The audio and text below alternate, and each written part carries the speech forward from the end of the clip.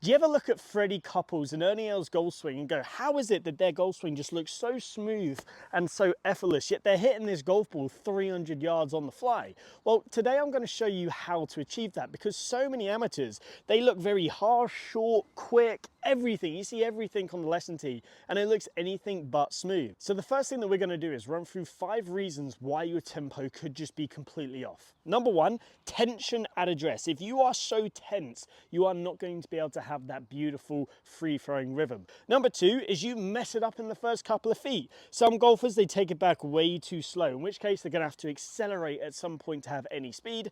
Other golfers, they snatch it back and they go way too fast. Number 3 is your body position at the top is in a poor position. So if you've reverse pivoted, or maybe you've swayed onto your left side, you're stuck, you haven't actually turned it up, is going to then cause you to have to react in transition. Again, not what we want to see. Number 4 is you try and hit it from the top. You have a poor sequence from the top. So many golfers, they'll go to the top and then they'll fire with their chest. They'll fire everything at the ball in an effort to try and hit it hard. And number 5 is your tempo is not matching your personality. Before we jump into how to actually fix these, then give the channel a like and subscribe if you're enjoying the content. It really helps me out, and then I can help more golfers. So let's build you this silky smooth rhythmical swing. And the very first thing is actually way before you even take the club back. So we've got to get you nice and relaxed. How do we do this? Well, we've got to keep moving. And this is one of the things I see amateurs get wrong all the time, is when they come into the golf ball, they're just stationary. When you're stationary, you're gonna tense up. So we need to get you moving more. So if I was just to hit a shot for you here, just watch how I approach this. So as I walk in, I place the club head behind the ball first. Now from here, you can see my feet are going, I'm waggling the club, I'm looking back at the target. I'm always moving at some point. So the waggles are getting my arms nice and relaxed. Me moving my feet is keeping my body nice and relaxed. Then when I'm ready to go, I'll take one last look.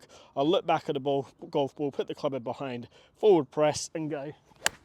So here's the thing, you look at someone like Rory, he moves very quick, he's got fast energy, his tempo is going to be quicker, versus somebody who talks a little bit slower, is a little bit more relaxed, a little bit more zen, is going to have a slower tempo. So what this then means is when we're looking at your tempo, if you are somebody like a Freddie Couples who is more relaxed, you can afford to have a little bit of a slower takeaway to take it back nice and rhythmical and all the way through. Versus if you're somebody like myself or like Rory McIlroy or just anybody that's really sort of quick in terms of their personality traits, you're going to want to afford just a little bit of a quicker tempo. Now, at no point am I snatching that club back. It's still working in rhythm. So a really awesome drill for you is the pushback drill. So this drill is super, super popular. You'll see someone like Nelly Corder, who's got fantastic tempo, do this drill all the time. So what you're going to need is 2 golf balls. So you're going to set up to the first golf ball. You're going to take that second golf ball and place it just behind your club head. Now, the great thing about this drill is not only does it help you with your tempo, but it also helps you with your takeaway. So the key when doing this drill is obviously match your tempo up more to your personality, but feel like you push that ball back with a good amount of speed, a nice smooth pushback, nothing too jolty, nothing too slow. Here's what it should look like right here. So again, I'm going to keep moving, pop that club down in there, nice smooth pushback and a good tempo.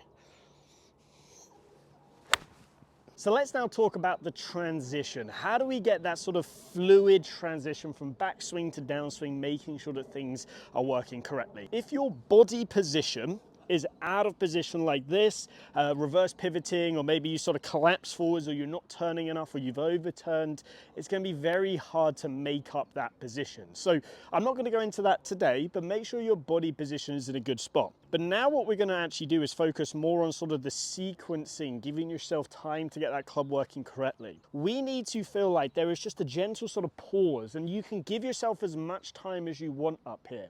Now the reason for that is, number 1, the more I give myself time up here, the more it's actually just going to gently delay my chest rotation. Because often I see so many golfers, they go to the top, they fire their chest too early. But also what this does is it actually, when your chest is staying a little bit more passive, it gives your legs just that little bit more time to actually get the pressure shifting to your lead foot and get your sequencing correct and all the way through. So here are a couple of drills that are going to really help you with this. So the first one is a step drill, a classic step drill, really, really simple to do. It's set up to the golf ball normally. Then from there, you're going to bring your lead foot and you're going to bring it so it's in line with the golf ball.